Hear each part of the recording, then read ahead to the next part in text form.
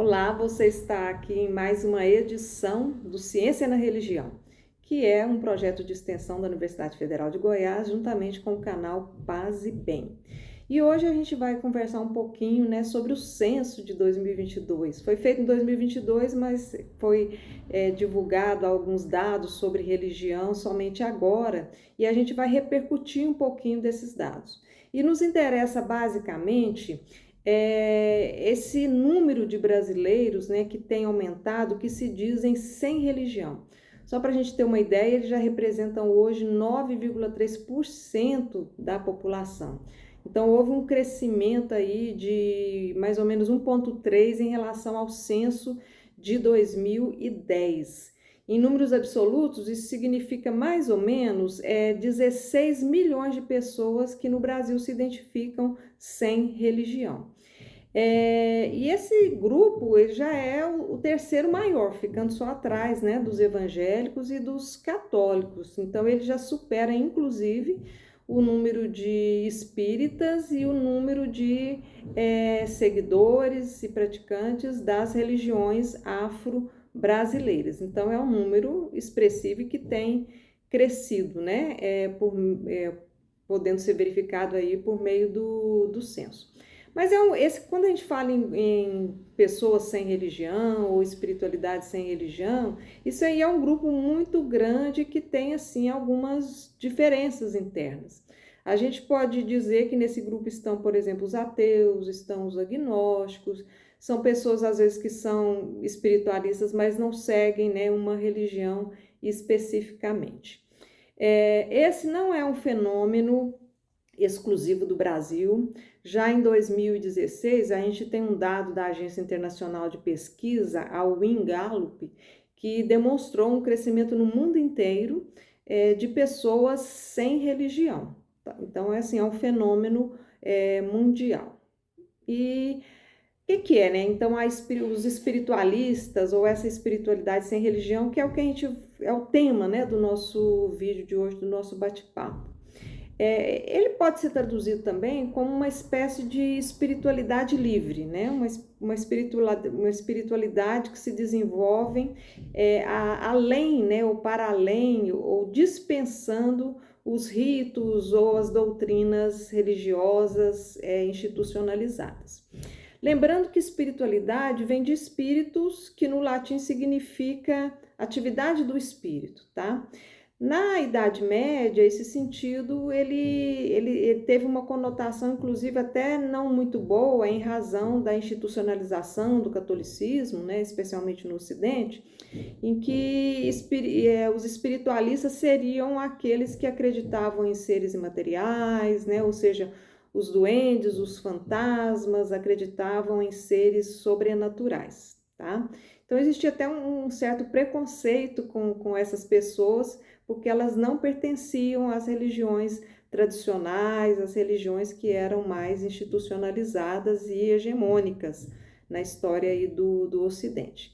E mais recentemente também a espiritualidade sem religião, ela começou também a ser associada a uma espiritualidade que buscava um sentido da vida que não fosse a interpretação oficial, necessariamente, das religiões. E sobre isso a gente vai conversar também daqui um pouquinho. Mas o que significa, então, essa espiritualidade sem religião? Nas ciências da religião, a gente tem um conceito que é bem esse aqui. É qualquer espiritualidade regulada ou experienciada fora dos marcos institucionais ou dos marcos doutrinais, tá? Então, quer dizer, é uma espiritualidade relativamente autônoma do controle, das instituições religiosas de um modo geral. Significa também dizer, que em outras palavras, que a religião não teria um poder direto sobre esses espiritualistas sem religião, sobre a vida, desses espiritualistas. Então, as pessoas, nesse grupo, elas escolhem, em que acreditar, como acreditar, a religião para elas não tem essa aura sagrada que para muitos tem, né? Como uma coisa muito, vamos dizer assim, que está muito envolvida, né? Em pensamentos assim de divino, de sagrado, de imaculado. Então a religião ela não tem essa força toda dentro desse grupo dos espiritualistas sem religião. E eles valorizam muito, né, estar em uma situação em que não há cobranças externas, nem monitoramento de suas vidas de forma muito intensa. Porque a religião, umas mais do que as outras, mas às vezes os líderes religiosos, eles tendem a, a fiscalizar, a vigiar mais, né, a vida dos indivíduos. Então, eles querem fugir, né, desse tipo de situação. E dizem também, né, que para acreditar em Deus você não precisa de religião. Então é uma crise que se estabelece, né, entre essas pessoas desse modelo de submissão, de obediência, né? Elas vão recusar esse modelo de submissão e obediência. E vão valorizar também o livre pensar, né? O que é esse livre pensar? Essa indagação livre, esse questionamento dos próprios dogmas, né? Daquilo que se ensina de forma dogmática dentro das igrejas. E elas, por causa disso, ressignificam muito as suas crenças. Então, elas podem, às vezes, porque estão em trânsito religioso, ou seja, frequentam várias religiões sem se identificar com nenhuma delas. Então, elas vão adotando determinadas práticas ou crenças de uma, e isso vai se misturando com outras que ela já tinha, ou pode incorporar outras práticas no futuro se conhecer outros movimentos religiosos diferentes, né? Então, na verdade, é uma miríade de crenças também que pode haver nesse grupo, porque e essas crenças vão se dialogar ali, né, na sua subjetividade de forma bastante diversificada. Então há aí um diálogo entre o novo e o antigo, entre o místico e o racional, em que faz com que haja assim, quase que o indivíduo tem uma religião em específico, mas criado à moda dele, né? Vamos dizer assim. Esse sistema de crenças, então, dos grupos, né, dos espiritualistas aí sem religião, é um sistema de crenças sem compromissos específicos, né, institucionais, como nós já dissemos. E não tendo compromisso, ele pode, então, por exemplo, adotar alguma série de crenças que são ensinadas no catolicismo, mas frequentar um terreiro de umbanda ou um centro espírita, né?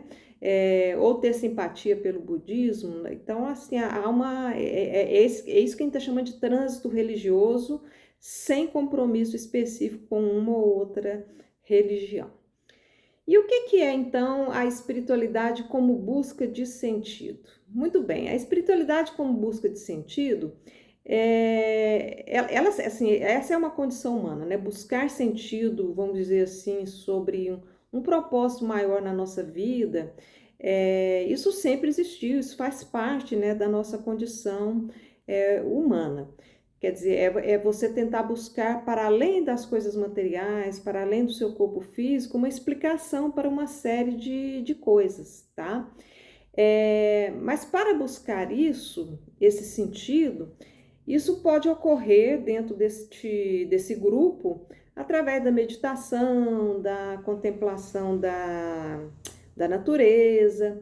Isso também pode se dar por meio, né, do serviço ao próximo, do voluntariado, da prática da caridade, busca por conhecimento ou autoconhecimento, e aí leituras na área da psicologia também suprem, né, muito isso que às vezes era exclusivo, né, dos ambientes religiosos, mas hoje você já tem uma gama de informações circulantes na sociedade, que vêm de outras instituições, especialmente da ciência, né, da psicologia, que vão, às vezes, nutrir esse indivíduo com esses sentidos que ele busca para além, né, das coisas materiais, que às vezes não são suficientes ou não garantem a felicidade, não garantem assim um entendimento maior sobre a finitude da vida, um entendimento sobre o sofrimento, essa realização pessoal. Então, aí há uma necessidade de cada pessoa de buscar realmente esses sentidos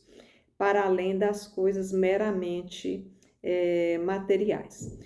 E uma das grandes, vamos dizer assim, práticas que esses grupos se identificam é essa prática da conexão com o outro, né? Com o outro que ele julga ser mais necessitado, mais carente, ou que passa por algum tipo de sofrimento maior que o seu.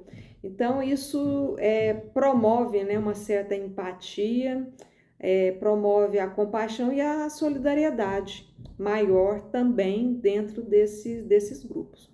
E há um dado interessante, que foi uma pesquisa feita na Universidade da Califórnia, isso foi em 2012, em Berkeley, e as pessoas muito religiosas, eles identificaram nessa pesquisa, elas eram menos motivadas, movidas pela compaixão em direção ao próximo, do que, por exemplo, os ateus e os agnósticos. Então, ateus e agnósticos, eles se mostravam muito mais empáticos, né, interessados em ajudar um estranho, vamos dizer assim, por essa vontade própria, né, de empatia com o outro, do que o religioso. Porque o religioso, nessa pesquisa, ele fazia isso, sim, mas ele era movido pelo temor de ir para o inferno, de alguma punição divina, agir apenas por um dever doutrinário, né? Porque a religião ensinava que ele deveria fazer isso, então era muito mais uma obrigação moral, né? Um dever a ser feito do que propriamente algo espontâneo, voluntário, movido pela compaixão. Então, com isso, o que a gente quer sinalizar aqui nessa pequena conversa? Que esse censo de 2022, divulgado agora, em que ele registra esse aumento de pessoas sem religião, ou espiritualistas sem religião, isso não é um problema em si, se a gente está pensando no crescimento de uma sociedade mais justa, de uma sociedade mais solidária, que as pessoas se ajudem mais, porque a religião não é uma garantia disso. Ela pode ajudar, né, mas não necessariamente isso é uma garantia de que todo religioso vai agir dessa forma para construir um mundo, né, que seja eticamente defensável, que seja mais solidário.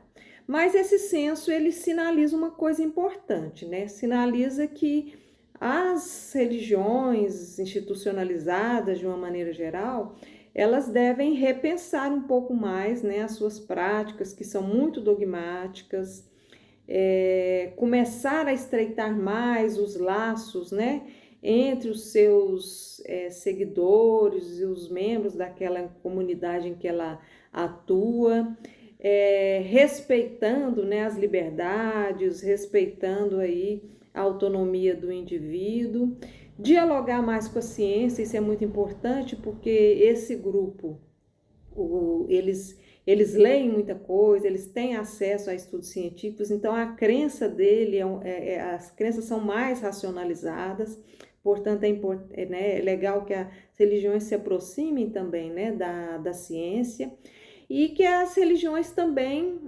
possam pensar muito mais no desenvolvimento humano das pessoas do que propriamente reforçar práticas autoritárias da experiência da fé. Então, o censo, ele sinaliza isso, mostra isso, tá? Não é um problema, né, haver uma espiritualidade sem religião, mas talvez seja um problema, né, a gente ter religiões que são muito autoritárias, né, que querem, às vezes, podar muito o indivíduo, não permitem que haja um diálogo, uma oxigenação maior, né, dentro das suas paredes, e principalmente, né, às vezes, se ela se afasta muito do humano, né, ou se ela não consegue fazer o acolhimento necessário que as pessoas desejam, que as pessoas aspiram, justamente para esse sentido da vida se completar, né? Para que a gente possa realmente sermos seres humanos por inteiro. Muito obrigada e até a próxima edição do Ciência na Religião.